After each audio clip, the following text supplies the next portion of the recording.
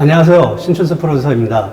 오늘 오디세이 2편에서는 뮤지컬 맨 오브 라만차의 배경지인 스페인으로 여행을 떠나보려고 하는데요. 특별한 분을 이 여행의 길잡이로 모셨어요. 스페인의 태양을 닮은 분이죠. 손민아 작가님, 반갑습니다. 안녕하세요. 반갑습니다. 손민아입니다. 오디세이 시청자 여러분들 이렇게 만나뵐 수 있게 돼서 정말 기쁘게 생각합니다.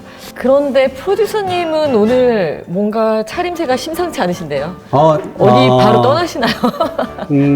좀 여행을 떠나고 싶은 마음에 좀 입고 왔는데 어떻게 네. 괜찮아 보시나요? 기분이라도 한번 내보겠다 뭐 이러신 것 같은데 네네. 스페인으로 사실은 저희가 오늘 여행을 네. 떠나는 거랑 마찬가지잖아요. 네네네. 그죠? 사실 제가 뮤지컬 맨 오브 라만차 출연 15주년을 맞아서 스페인에 직접 가서 돈키호테 길을 여행하고 다큐멘터리로 좀 제작하고 싶었던 생각을 갖고 있어요. 그런데 이 코로나 시국 때문에 이룰 수 없는 꿈이 되어버렸네요. 사실 우리가 돈키호테 이야기를 할 건데 이 이룰 수 없는 꿈이라고 해서 이렇게 빨리 포기하시면 안 됩니다. 꿈을 이뤄드리려고 제가 준비한 게 있어요. 짠! 아, 블루마블. 네, 네. 이게 바로 맨 오브 라 만차 돈키호테의 길을 네네. 저희가 갈 수 있는 예, 맞네요. 게임판을 네. 제가 만들어 왔거든요. 재미있게 이 게임을 통해서 돈키호테의 행적을 이렇게 따라가면서 스페인을 여행할 수 있도록 하는 거예요. 여행을 시작해 볼까요? 네네. 자, 그러면 주사위를 던져주시죠. 아, 3번.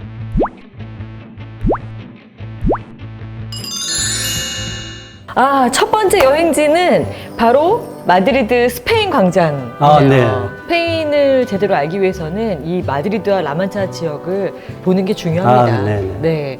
게다가 이 그 스페인 광장하고 저하고는 좀 특별한 인연이 있어요. 사실 이곳은 제가 처음으로 스페인을 갔을 때 유럽을 처음 가는 거기도 했고요. 네. 대학 시절에 이 스페인 문학을 공부하는 문학도로서 여러 가지 꿈을 꾸고 있을 적에 이 스페인 광장의 근처에 살면서 공부를 했거든요. 네. 그래서 이 광장에 아주 햇살이 너무 좋은데 거기 이렇게 앉아서 책도 읽고 스페인어 공부도 하고 여러 가지로 마음속에 무지개와 이 꿈을 그리던 그때가 생각이 나네요. 생각만 해도 너무 멋진 그림인 것 같아요.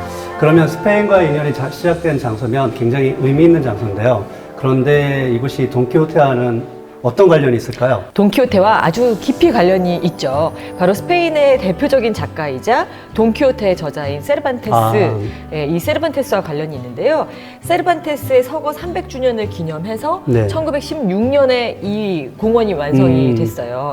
그리고 이 공원 중앙에 보면은 세르반테스의 동상이 딱 있고요. 네. 그리고 그 앞에는 그 에마인 로시난테를 네네네. 타고 있는 돈키호테, 네네네. 그리고 그 옆에는 당나귀를 타고 있는 산초의 동상이 함께 세워져 있거든요. 세르반테스와 그의 작품 돈키호테에 대해서 한 스페인의 사람들이 자부심이 느껴지는 것 같아요. 맞습니다. 특히 이 소설 돈키호테에 대한 스페인 사람들의 애정은 아주 특별한데요. 4월 23일이 세계 책의 날인 거는 알고 계시나요? 네, 알고 있죠. 이날 이 돈키호테 읽기 대회가 스페인에서 열리고요. 마을마다 릴레이로 낭독회도 열거든요. 네. 그뿐만 아니죠. 스페인 어디를 가든지 뭐 돈키호테의 명문구가 적혀있는 타일, 관련 장식 이런 거는 너무나 쉽게 발견할 수가 있고요. 돈키호테는 그냥 그들의 삶 속에 깊이 스며들어서 숨 쉬고 있는 그런 것 같아요. 그럼 어서 스페인 명소 곳곳에 스며드는 돈키호테 흔적을 찾아 떠나볼까요? 네. 나와라 나와라. 2번.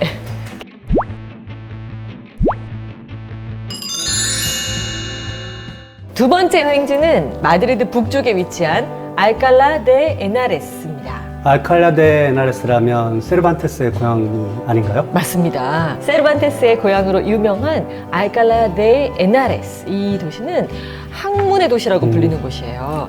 구시가지 전체가 유네스코 세계문화유산으로 지정이 되어 있을 정도로 아주 오랜 역사를 고스란히 품고 있는 네네. 곳이거든요. 네네네. 세르반테스는 스페인뿐만 아니라 전 세계인의 사랑을 받는 작가로 성공한 삶을 산 것 같지만 생전에는 뮤지컬 맨 오브 라만차 속의 인물과 같이 기관 삶을 살았어요. 시인, 극작가, 배우, 소설가, 군인인, 세금 징수원 등 많은 직업을 가질 수밖에 없었던 이유가 생계를 위해서라니 하니까 조금은 슬프기도 하네요. 그렇죠. 네. 이 위대한 예술가, 문학가들이 참 비운의 어떤 운명을 갖고 있었던 경우가 많은 네, 것 같아요. 세르반테스가 살던 시대를 한번 보는 게 중요한데요. 네, 네. 16세기에서 17세기 사이 스페인은 그 전에 정말 대제국으로 무적함대 시절에 이렇게 급부상했다가 다시 쇠락하던 시기였어요. 그래서 순수 기독교인이었는지를 중요시하고 심지어 정부 주도하에 스페인 종교재판소가 맹위를 떨치면서 이교도적인 요소를 다 탄압하던 그런 상황이었습니다. 당시 이단의 혐의가 있다 이렇게 생각되는 사람들에게는 소환장을 보내고 이단님을 시인하라고 아주 잔혹한 고문을 하기도 했고요. 이 고문에 못 이겨서 그냥 난 이단이다 이렇게 시인을 하게 되면 성당의 지하 감옥에다가 죽을 때까지 가둬놓고 또 심하게 고문을 했다고 하는데 어떤 경우는 화형에 처해지는 경우도 있었다고 해요. 그래서 이 종교재판소는 중세시대 암흑기의 상징이었고요. 또 많은 계몽 철학자들의 규탄의 대상이기도 했죠. 그런데 세르반테스는 개종한 유대인 집안에서 태어났거든요. 그 시대에 유대인이 할 수 있는 일이라고는 4가지밖에 없었다고 해요. 성직자가 되거나 왕궁의 신하가 되거나 군에 입대하거나 아니면 그냥 거지가 되는 거였거든요. 그러다 보니까 더 나은 삶을 위해서 스페인 여러 곳을 계속 세르반테스는 떠돌았고요. 빚을 지게 되고 그것 때문에 옥살이도 하게 되죠. 세르반테스는 돈키호테 이전에 몇 편의 소설과 희곡을 끄적거리긴 했는데 거의 세상에 알려진 건 없고요. 주목을 받지 못했습니다. 그래서 세금 징수한 생활을 시작을 했는데 비리 문제로 여러 번 감옥에 갇히게 됐고요. 이때 과거의 영광에 매달려서 현실을 직시하지 못하고 무기력증에 빠져있던 시대적 상황을 풍자하는 소설 이 돈키호테를 구상하게 된 거죠. 어떻게 보면 돈키호테는 세르반테스의 현실적인 자신 그러면서 동시에 이상적인 자아이기도 한 것 같아요. 네. 소설 돈키호테와 다르게 뮤지컬 메로만체는 세르반테스가 극중 인물로 등장을 합니다. 극작가 겸 시인이자 세무관인 세르반테스가 교회에 압력딱지를 붙였다가 신선 모독죄로 지하 감옥에 갇혀 종교 재판을 기다리게 되는데요.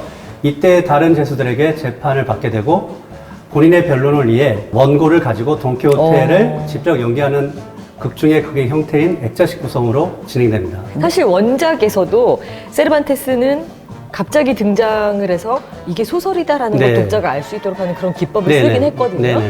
지하 감옥에 갇힌 세르반테스 본인 그리고 돈키호테 헷갈리진 않을까요? 전혀 헷갈리지 않습니다. 왜냐하면 지하 감옥에 끌려온 세르반테스가 원고를 가지고 자기 변론을 했을 때 자기가 배우가 돼서 거기에 있는 모든 사람들을 배우로 참여시키면서 진행을 하기 때문에 세르반테스가 돈키호테와 알론조 키아나 노인 역할을 하고 있기 때문에 충분히 그게 흐름에 이해가 충분히 될 수 있는 부분이라고 생각합니다. 자, 그럼 다음 장소는 라만차가 나오길 바라며 던져볼까요?